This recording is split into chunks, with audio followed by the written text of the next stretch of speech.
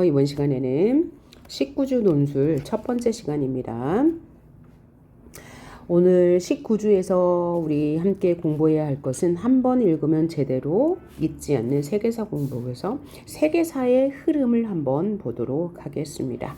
첫 번째 이슈가 국가의 성립이네요.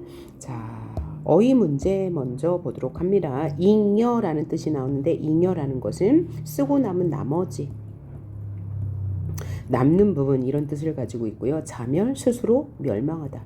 스스로 멸망하는 거예요. 스스로. 재패는 승리하다 라는 뜻을 가지고 있고요. 발현, 현상이 나타나다. 포문이라는 본래의 뜻은 대포를 쏘다 라는 뜻인데요. 보통 이것을 비유적으로 쓸 때 어떨 때 쓰냐, 어떤 시작을 알리다 라는 뜻으로 주로 쓰입니다. 자, 그러면 1번. 사람들은 이제 어느 정도 성공하자. 먹고 나면 뭐가 생겼어요? 남는 것을 뭐라고 그랬죠? 잉여라고 했어요. 잉여가 생겼고 그 양도 점점 증가했다. 2번. 이들은 철을 이용해 전자와 무기를 만들어 강력한 전투력으로 주변을 제패 승리했다. 혹은 주변을 눌렀다. 압도했다. 이런 뜻으로 쓰였네요. 플라톤의 지배자들은 경쟁을 통해 지배의 정당성을 스스로 발현해 나타나게 해 정당성, 마땅히 그렇게 해야 한다는 것을 발현해 증명받아야 하고 통치의 과정에서도 지속해서 사람들에게 인정받아야 한다. 그가 로마에 지친 4번입니다. 미친 가장 큰 영향은 특정 일인이 종신임기의 독재관을 했다는 역사적 경험을 남겨 로마가 공화국이 아닌 정치 형태로도 유지할 수 있다는 포문을 열었다는 것이다. 시작을 알렸다는 것이다. 가진 자와 가지지 못한 자의 갈등이 생겼고 이 갈등을 해결하지 못한다면 집단은 내분으로 뭐 할 거예요? 자멸, 스스로 멸망할 수밖에 없다. 그래서 역사가 처음 시작될 때 이런 일이 있었다라고 생각하시면 되겠네요. 소양 3. 그 다음 알맞은 어휘의 뜻을 한번 볼까요? 자, 존폐, 존재하고 사라지는 것이죠. 존속과 폐지를 아울러 이르는 말이고요. 정체, 국가의 그죠? 형태를 정치적인 체제에서 정체라고 합니다. 또 다른 뜻도 있습니다. 머무르다라는 뜻인데 그때는 한자 어휘가 다르겠죠. 그 다음에 섭정은 군주가 직접 통치할 수 없을 때 군주를 대신하여 나라를 다스리는 것을 우리는 뭐라고 그래요? 섭정이라고 합니다. 3번 볼게요. 땡땡의 사전적 의미는 일정한 영토와 거기에 있는 사람들로 구성되고 주권에 의한 하나의 통치 조직이 있는 사회 집단이면서 국민, 영토, 주권, 세 개의 요소로 이루어진 걸 우리는 뭐라고 그래요? 국가라고 하죠. 다음 내용을 설명하는 것을 보기에서 찾아라. 땡땡은 국가를 구성하는 구성원이다. 뭐가 되겠어요? 국민이 되겠네요. 국가 구성 요소 3요소. 땡땡은 국가의 의사를 최종적으로 결정하는 권력이다. 이게 뭐죠? 주권이 되겠네요. 국가의 권력. 오늘날엔 주권이 국민에게 있지만 이 민주주의는 19세기부터 발현이 된 것이므로 이때는 주권이 군주에게 있었습니다. 대내적으로는 최고의 절대적 힘을 가지고 대외적으로는 국가 바깥쪽으로는 자주적 독립성을 가진다라고 나와있다. 쉽게 말해 주권은 국가의 주인으로 갖는 권리이다. 3번. 뭐뭐는 국제법에서 국가의 통치권이 미치는 구역을 말해 그것을 국가의 통치권이 미치는 구역은 영토를 말하죠. 흔히 토지로 이루어진 국가의 영역을 이루나 영해와 영공을 포함한다. 그러니까 영해는 바다, 영공 하늘.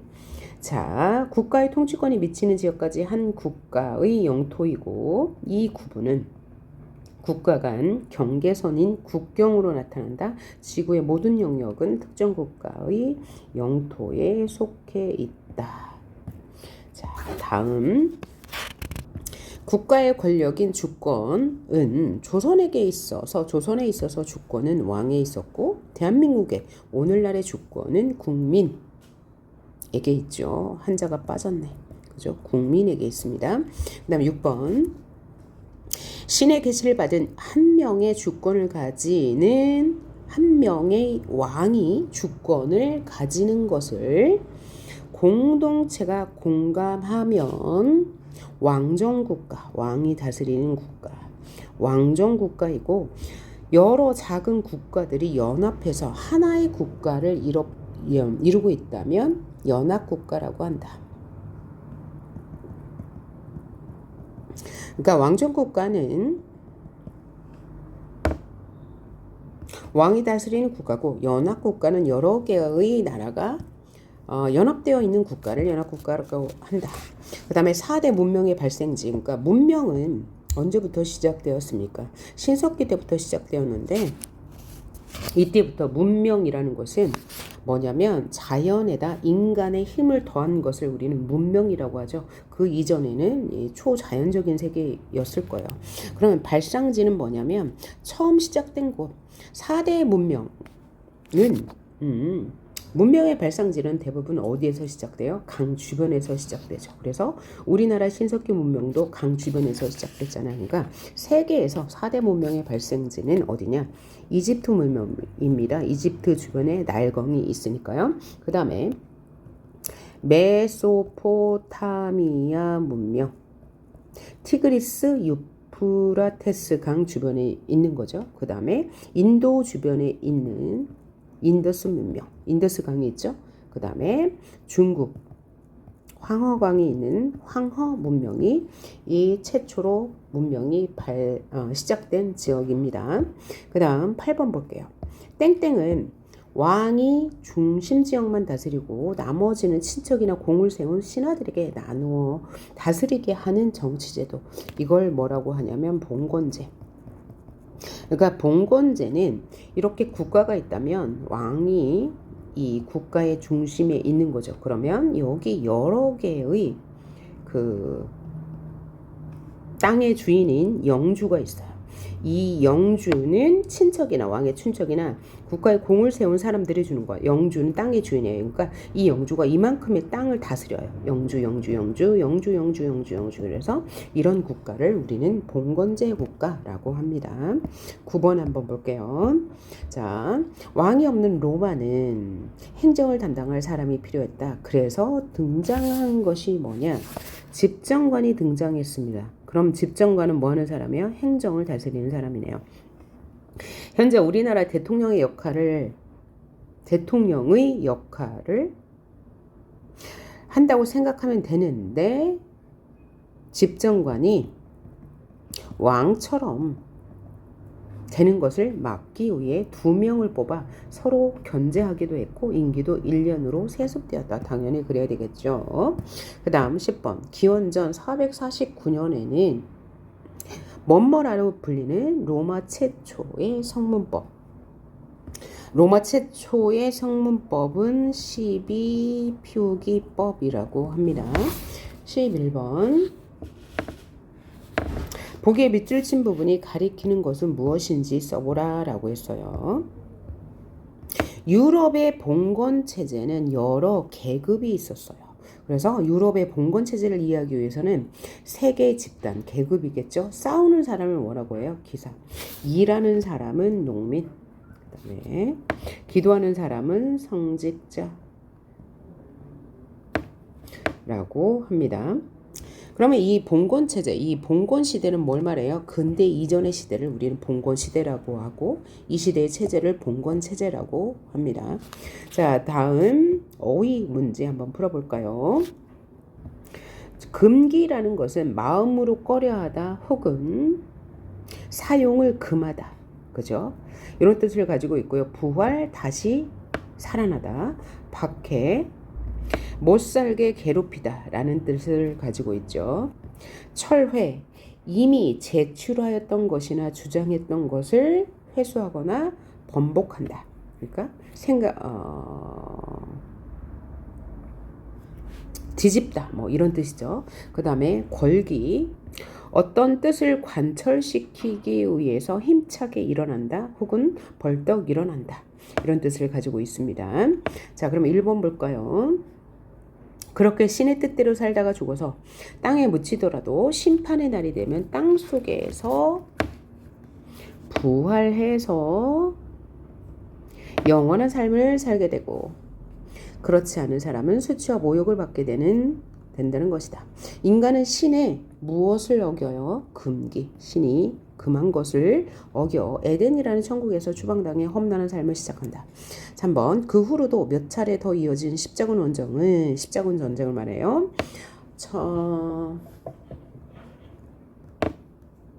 11세기에서 13세기까지 200년간 이어진 유럽의 전쟁이라고 할 수 있습니다.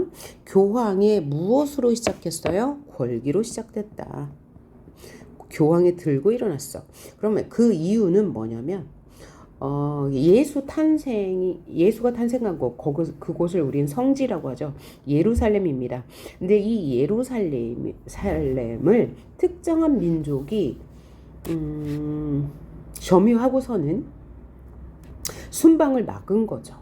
그래서 이 성직자들, 이 교황에서 들고 일어났다. 그래서 전쟁이 시작되었다라고 하는 거예요. 로 시작된 십자군 원정이 실패했죠. 그래서 교회의 권위의 절대성에 손상을 입혔고 교황은 약화되었다. 4번, 그는 로마의 황제가 되어 313년에 그리스도 교회에 대한 박해를 철회했다. 그죠? 철회했다, 거둬들였다. 324년에는 그리스도교를 로마의 종교로 공인했다. 이게 이제 밀라노 칙령을 말하는 건데, 밀라노 칙령입니다. 콘스탄티누스네요. 콘스탄티누스가 밀라노 칙령을 발표해서 이 교회나 종교에 대한 박해를 철회하고 이 그리스도교를 종교로 공인한 것을 밀라노 칙령이라고 합니다. 5번, 이후 유대인들은 전 세계로 흩어져서 새로운 곳에 정착했고 배타적인 모습을 유지하며 자신들의 종교를 지켜 지속적인 박해의 순환의 대상이 되었다는 거죠. 자, 그러면 언제부터 유대인들이 전 세계로 흩어졌을까요? 이 유대인들은 8세기경부터 프라하강 동쪽에서 정착하기 시작했는데, 이들은 13세기 로마 제국에 의해서 제한 구역에서만 살 수 있었고요. 16세기에는 수치의 의미로 노란 원으로 된 숫자 표기를 달고 다녔습니다. 그래서 이렇게 되다가 유대인 통제는 18세기 들어서 조금 완화되었다고 합니다. 그런데 20세기에 들어서 제2차 세계대전이 일어났고 제2차 세계대전을 주도한 독일이 유대인들을 학살하기 시작했죠. 그래서 많은 유대인들이 학살되었죠. 그래서 유대인하고 유태인하고 헷갈릴 수 있는데 같은 민족을 말하는 거는 맞아요. 단지 언어가 틀릴 뿐입니다. 원래 이 유대인들은 유대교를 믿는 사람들을 우리는 유대인이라고 하는데, 이들은 히브리어를 사용한 게 특징이라고 합니다. 유대교를 믿으면서. 그래서 유대교는 굉장히 다른 종교에 비해서 엄격하게 종교의 그런 규칙, 율격이 있죠. 자, 13번, 다음 제시된 단어와 뜻을 바르게 연결해보자. 검문이라는 것은 책이나 컴퓨터에서 목적에 따라 필요한 자료를 찾아내는 것을 검문이라고 하나요? 이걸 검색이라고 하는데, 그죠? 이것을 검색이라고 하고요. 검문은 살펴조사한다는 뜻을 가지고 있고요. 검열은 검사하기 위해서 따져 묻는다라는 뜻을 가지고 있습니다.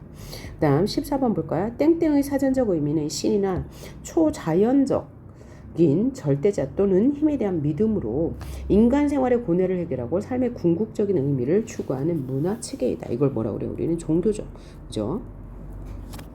그 대상, 교리, 행사의 차이에 따라서 여러 가지가 있는데 애니미즘, 토테미즘, 물신, 숭배 따위의 초기적 신앙 형태를 비롯해서 샤머니즘, 다신교, 불교, 기독교, 이슬람교 따위의 세계 종교에 이르기까지 비제도적인 것과 또 제도적인 것이 있다 라고 말해요. 그러니까 다양한 종교에 대해서 말하고 있습니다. 초자연적인 힘으로 초자연적인 힘에 대한 믿음으로 인간 생활의 고뇌를 해결할 목적으로 그죠? 추구하는 문화 이것을 우리는 종교라고 하죠. 자, 그다음 샤머니즘, 애니미즘, 토테미즘인데 샤머니즘은 뭐예요? 초자연적인 존재와 연결되어 미래의 일을 예언하는 것. 점술과 연결하면 되죠. 이게 바로 샤머니즘입니다. 샤머니즘, 점술, 무당 생각하시면 되고요. 특정 동물이 가지고 있는 우월성과 인간에게 주는 위협감을 숭배의 대상으로 삼는다. 그러니까 특정 동물을 숭배한다. 이걸 우리는 뭐라고 그래요? 토테미즘이라고 하고요. 모든 것에 의식이 있다고 믿는다. 신이 있다고 믿는 거예요. 이걸 뭐라고 그래요? 애니미즘이라고 하죠. 자, 그 다음 16번 볼까요? 복에서 설명하는 인물. 이 인물은 누굴까요? 그는 유대인들의 조상이며 메소포타미아 지역의 우르에서 태어났고 아버지인 테라의 직업은 사람들에게 신상이나 우상을 만들어주는 것이었는데 그는 어느 날부터 신의 목소리를 듣게 되었고 아버지의 일에 저항감을 느꼈다. 결국 그는 고향을 떠나 서쪽의 가나안 땅에 정착해서 살았고 어느 날 산에 올라 제사를 지내라는 신의 부름을 받게 된다. 아브라함에 대한 이야기였고요. 그 다음 봅시다. 이런 복잡한 상황에서 예수가 등장했다. 그는 예수 탄생, 즉 예수는 기존의 유대교 사제들과는 다른 내용의 하나님의 뜻을 사람들에게 전파했다. 당연히 충돌이 있었다. 이 충돌의 사례를 쓰래요. 그러면 유대교와 예수, 그리스도교가 충돌한 사례를 쓰라고 하네요. 자, 그래서 유대교는 굉장히 엄격한 규율을 지켰는데 그리스도교는 그것보다는 좀 덜했습니다. 그래서 충돌이 있었는데 그 사례가 뭐냐? 자, 어느 날 안식일, 즉 일요일이겠죠. 오늘날로 치면 예수가 그러니까 논에 가서 벼 이색을 주셨는데 그것을 본 바리새인들, 즉 유대교인들은 예수를 비판했겠죠. 그래서 예수는 안식일은 사람을 위해 만든 것이지 안식일을 위해 사람을 만든 것은 아니다 라고 하면서 충돌했습니다. 그 이후에도 예수는 이스라엘 사람만 하나님의 선택을 받았다라고 생각하는 그리스도교의 선민사상도 거부했습니다. 자, 따라서 안식일에 일하는 것, 이스라엘 사람만 하나님의 선택을 받았다는 유대교의 원칙을 예수가 거부해 충돌이 일어났다라고 쓰시면 되겠고요. 다음 문제, 불교의 땡땡이라는 이름은 석가 속에 깨달음을 얻은 자라는 뜻을 가지고 있습니다. 이것은 뭐예요? 석가모니. 그러면 석가모니는 뭐야? 사람이었는데 불교를 창시한 사람을 우리는 석가모니라고 하죠. 다음 19번 볼까요? 불교의 교리는 모든 사물을 변하며 모든 사람은 변한다. 그러니까 상대적이다. 절대적인 건 없다. 동시에 모든 것은 인연으로 연결되어 있다. 자, 모든 사물은 변한다. 이것은 공사상이라고 하고요. 자, 연기사상이라고 합니다. 모든 것은 인연으로 연결되어 있다. 그래서 그것을 깨달아 중도의 길을 걸으면 뭐뭐에 이를 수 있다. 열반. 이 열반은 뭐야? 해탈의 경지죠. 해탈. 이 해탈의 경지에 이르면 극락세계에 갈 수 있다고 하네요. 불교에서는요. 20번. 그가 진단한 혼란의 원인은 춘추 전국 이전 왕조인 주나라 왕실의 무엇을 잃었기 때문이야? 이해를 잃었기 때문이다. 이를 회복해야 질서가 바로 서는데 이를 추구해야 할 것은 어진 마음인 인이었다. 그럼 이런 것을 추구한 사람은 누구예요? 바로 공자가 추구한 유교 사상입니다. 그 다음 21번 노자는 도를 실현하기 위해서 무위 즉 자연으로 돌아가야 한다. 아무것도 하지 말아야 한다. 이것이 뭐냐면 노자가 말한 도가사상입니다. 도가사상. 자, 여기는 공자가 말한 육아 사상이 되겠죠. 20번. 22번 한번 볼까요? 유대교의 시작점이라고 할 수 있는 아브라함을 조상으로 하는 유대교와 그리스도교뿐만 아니라 이슬람교도 아브라함을 조상으로 보고 있죠. 그러니까 아브라함을 조상으로 섬기는 종교, 유대교, 그리스도교, 이슬람교. 23번 볼까요? 중국의 5호 16국 시기에 불교가 국왕의 지원과 보호를 받은 이유. 자, 그럼 이걸 보기 전에 5호 16국 시대 불교가 국왕의 지원과 보호를 받은 이유를 보기 전에 중국의 역사를 잠깐 살펴보면 중국이 이제 황허강 유역에서 문명이 시작됐고 최초로 성립한 국가가 하나라예요. 그 다음에 은나라, 주나라. 그 다음에 춘추 전국 시대 여러 가지 사상가, 공자, 맹자, 도가 뭐 이런 사상가들이 이제 철학을 꽃피웠고요. 그 다음에 생긴 나라가 진나라. 그 다음에 진나라에서 한나라로 넘어가기 전에 우이나라, 진나라, 뭐 남조, 북조가 있었어요. 그 다음에 한나라로 넘어가서 여기네요. 여기가 의진남북조고 진나라 다음에 한나라가 있었고 한나라 다음에 의진남북조로 넘어가기 전에 삼국시대가 있습니다. 이 삼국시대가 우리가 알고 있는 삼국지에 나오는 그 시대를 말하는 거예요. 위, 초, 고 세 나라가 있었는데 이때 이제 굉장히 많은 나라들이 생겨났다 멸망하고 생겨났다 멸망했는데 그때를 5호 16국 시대라고 합니다. 그 다음에 의진남북조고 수당, 원명, 청 이렇게 나타나고요. 그러면 이때 우리는 뭐 했냐? 우리나라 역사는 진나라 때 우리는 고조선이었죠. 그죠? 고조선.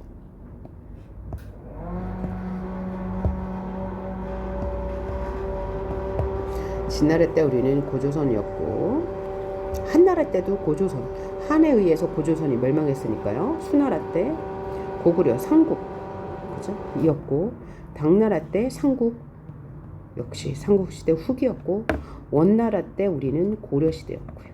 명나라 때 조선, 청나라 때 조선. 이 정도 알아두시면 되겠네요. 그죠? 자, 그러면 이때 5, 16국 시대에 그 국가에서 불교를 지원한 이유는 뭐예요? 통치 이념으로 삼으려고 불교를 지원했겠죠. 우리나라의 삼국 고구려 백제 신라도 불교를 국가에서 지원해 줬잖아요. 그것은 뭐냐면 통치하는 데 이용하기 위해서 이제 불교를 공인했겠죠. 즉 이때 이 5호 16국이라는 혼란한 시기에서 여러 북방 민족도 있을 거고 한족도 있었을 건데 이 여러 북방 민족들의 나라를 세우면서 한족을 효과적으로 다스리기 위해서는 새로운 종교인 유교 대신에 그 이전에 유교였거든요. 여기 영향을 받아서 새로운 종교가 필요했기 때문이다 라고 알아두시면 되겠습니다. 자, 그 다음 24번 볼게요. 신 중심에서 인간 중심으로 세상을 보는 시각, 이것을 우리는 뭐라고 합니까? 르네상스라고 하는데요. 의 사상이 일어났고 교회에 대한 명목적 믿음이 흔들렸다. 그러면 서양의 역사도 잠깐 아주 간단하게 한번 보고 갑시다. 서양이 이제 4대 문명의 발생지 중에 인도와 황허강은 동양이고 그럼 두 가지 남은 게 티그리스 유프라테스강 유역에서 발생한 메소포타미아 문명, 또 하나는 이집트 문명이죠. 그러면 이렇게 문명이 발생한 이후에 서양은 고대, 중세, 근대, 이제 현대 이렇게 이어지는데 자, 일단 시대 구분할 때 고대는 아까 밀라노 칙령이 있었어요. 콘스탄티누스가 종교 그리스도교를 국가의 종교로 공인한 거 그때가 343년이었죠. 그때까지를 우리는 고대라고 합니다. 그러니까 고대는 4세기까지. 4세기까지. 그럼 4세기까지 고대 시대였는데 그 이후에 중세로 넘어갑니다. 아까 중세는 무슨 시대? 봉건 사회라고 했어요. 그래서 왕이 있고 그 밑에 토지를 가진 영주들이 기사들을 거느리고 농민들을 거느리던 시대. 이 중세는 그러면 4세기부터 14세기까지를 중세 사회라고 해요. 그런데 봐요. 그 4세기 이전에 고대는 인간 중심의 사회였습니다. 그래서 소크라테스, 아리스토텔레스 이런 다양한 철학자들이 인간에 대해서 연구하고 학문도 발전시켰는데 4세기에 밀라노 칙령으로 그리스도교가 국가의 종교로 공인되다 보니까 이제부터 중세부터는 모든 것을 무엇 중심으로 판단하게 돼요?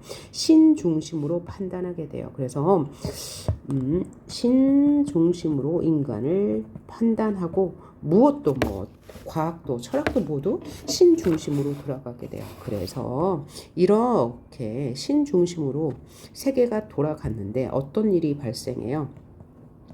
페스트라는 이 거대한 전염병이 발생하고 십자군 전쟁이 이때 발생하는 거예요. 십자군 전쟁. 아까 십자군 원정이라고 했죠. 그래서 예루살렘이라는 성지를 서로 차지하기 위해서 이제 전쟁을 벌였는데 200년간 지속되었지만 자, 중간에 다들 목적이 변질되었어요. 예루살렘이라는 성지를 차지하는 것은 뒷전이고 황제 왕 같은 경우는 더 많은 영토를 차지하려고 또 성직자 교황은 더 많은 신도를 모으려고 또 기사들은 더 많은 영토를 차지하려고 그 다음에 농민들은 상업을 조금 더 해서 돈을 더 많이 벌려고 이렇게 목적이 들어가다 보니까 십자군 전쟁은 흐지부지 되고 결국은 실패로 들어갔어요. 아무것도 얻은 것이 없어요.